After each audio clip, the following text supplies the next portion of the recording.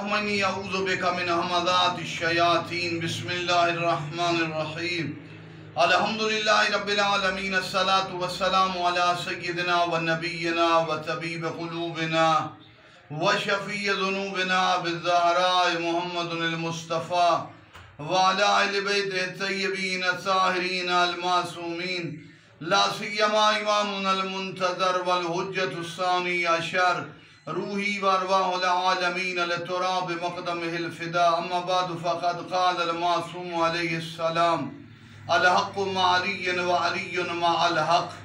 ازل سے حقانیت کی علامت اور کائنات میں سب سے افضل ہستی نبی مصطفیٰ کے بعد مولا علی ہیں.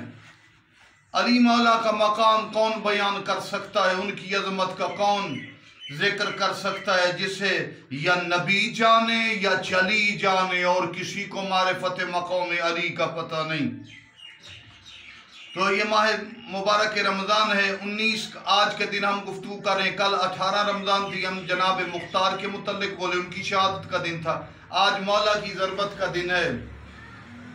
مولا وہ کمالات کے سمندر ہیں کہ مشرق مغرب کی دنیا، عقلاء، علماء، محدثین، مفکرین، عظیم ہستیاں، حتیٰ تمام صحابہ بھی اکٹھے ہو جائیں تو کائنات میں تمام احباب کی، عقول کی اور ذہن کی اور کارکردگی اور اعمال کی جہاں پہ انتہا ہے، اس سے اوپر علی کے کمالات کی ابتدا ہے، جو مصطفیٰ کریم کے علاوہ پوری کائنات میں سب سے زیادہ افضل ہیں، جان نبی ہیں. جان نبی ہے مولا علی. تو میرے عزیزو، امیر المومنین علیہ السلام کا مقام بہت بلند ہے. حضرت جتنے بلند اور عظیم تھے ہیں، رہے گا نام علی. مولا علی پہ ظلم بھی بڑھا کیا گیا. ہائے مظلومیت! مولا علی پہ جو ظلم ہوا اس کی مثال کربلا میں بھی نہیں ملتی. مولا حسین کی زندگی میں کوئی شامی خیام کی طرف نہیں آئے. علی مولا نے مظلومیت کا عظیم ترین دور دیکھا. پوری زندگی غربت اور مظلومیت میں گزری. آخر یہ ایام آئے، میرے مولا کی شہادت کے ایام، میرے مولا کی مظلومیت کے ایام. وہی ایام، یہ 19 کا دن جب میرے مولا اپنی پاک بیٹی پاک سیدہ ام کلثوم کے گھر میں آئے. بی بی نے کھانا پیش کیا. مولا نے تھوڑا سا تناول کیا، 3 کھانے، دودھ نہیں پیا، تھوڑا سا جو کے ساتھ. پھر میرے مولا علی مسجد میں آئے. خدا لعنت کرے، عبد الرحمن ابن ملجم مسجد میں الٹا سویا ہوا تھا. مولا نے اٹھایا، اٹھو، الٹا نہ سو، نماز پڑھو.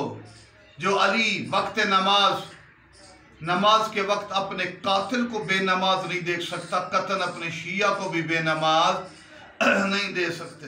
میرے آقا امیر المومنین آئے، مولا نے آذان دی.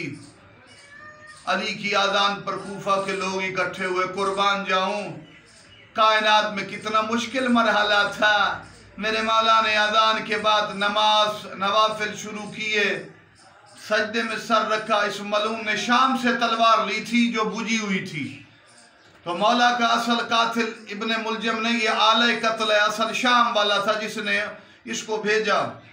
تو تلوار سے وار کیے اس نے اس جگہ جہاں جنگ خندق کا زخم کا نشان تھا. معمولی شخصیت کی شہادت اور ضربت کا وقت نہیں تھا. جبریل نے آسمان کے درمیان کہا تہدمت واللہ ارکان الہدا. علی کی شہادت سے ہدایت کے ارکان ٹوٹ گئے، 14 طبق متحرک ہوئے. جبریل نے کہا الا قد قتل الامیر المومنین، لوگو علی قتل ہو گئے.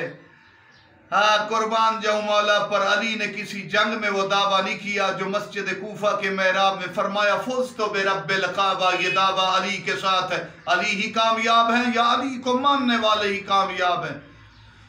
میں کہوں گا مولا آپ کو ایک زخم لگا، اعلان ہوا، حکیم نے کہا کوفہ والو دودھ لے.